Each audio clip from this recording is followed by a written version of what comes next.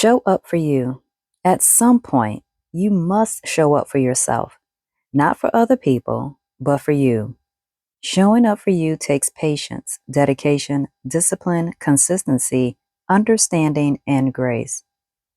This prompting comes about as I reflect over my life, reviewing milestones and what I attributed my successes to at that time.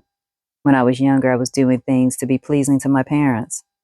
At one point, I was doing things to impress my sisters that then transferred to me trying to impress my peers, followed by a combination of trying to impress the folks at the workplace while trying to be a role model for my children. Here I was trying to do all these things for everyone else and not showing up for me. Why? Because I didn't value me the way I should have. Also, because I thought that was the right thing to do at the time. It wasn't until I was signing up for my master's program that I decided that I was going to show up for me. That was a pivotal point in my life because I felt that I had gave all that I could give to others, and now it was time to give something to myself. When you go through life purposefully being there for others and not being there for yourself, you start to not see the awesomeness that is you. You push yourself to the side to give all of your attention to those in need. And let me tell you, no one else is going to look at you and see that you are in need because they are blinded by everything you are doing for them.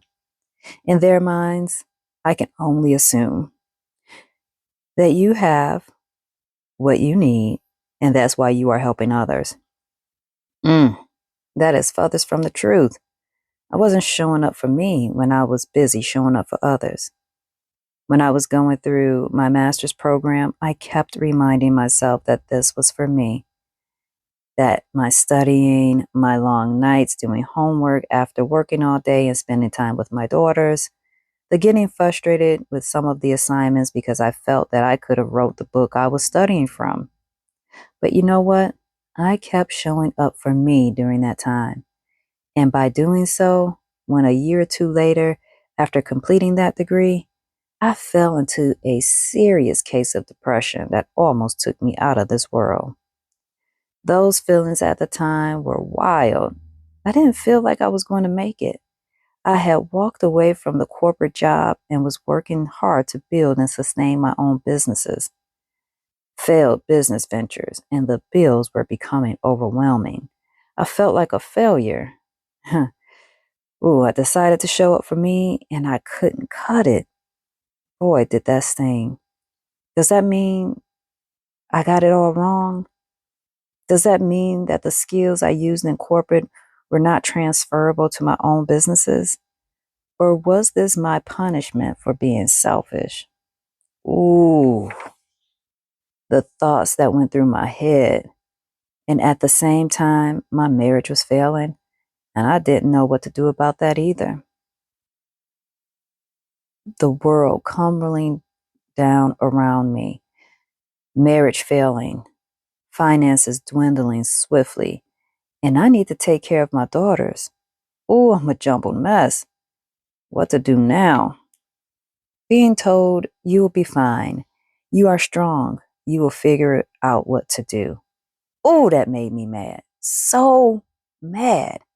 Why would those words come out of your mouth at a point in which I'm so in desperate need of you and your comfort at this time? But guess what? It fueled me. That's not what I wanted to hear in the moments of my depression and desperation, especially when I don't cry out for help. In that moment in time, I did cry out for help, and that was the person's response. Mm. Bitterness was resonating from me from the words that I heard in my ears. Yet I took them and I used them as a reminder that I had no choice but to show up for me. And guess what? I was going to show up for me for the rest of my life. I'm not expecting others to show up for me. That is definitely not the route I will go.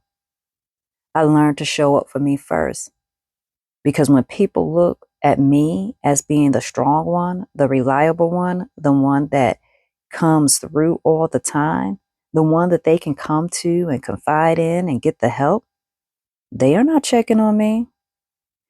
That's why I must show up for myself every day.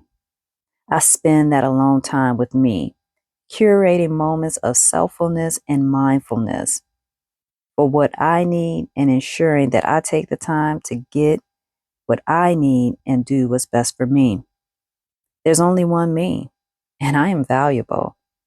And I am the most valuable thing to myself. Guess what? That's why you should show up for you. It's a must that you show up for yourself every day. Spend that alone time with yourself, curating moments of selffulness and mindfulness for you, for what you need, and ensuring that you take the time to get what you know is best for you. There is only one you, and you are valuable, and you should be the most valuable thing to yourself. As you show up for yourself, others will receive parts of the greatness that you have built for you. Your selffulness will become so bright that they have no choice but to participate in that shine. Because you're shining brightly, you show that you have taken care of yourself and that your needs are met. Remember, show up for you in all that you do and watch how your garden of self fullness flourishes and encourage others to do the same.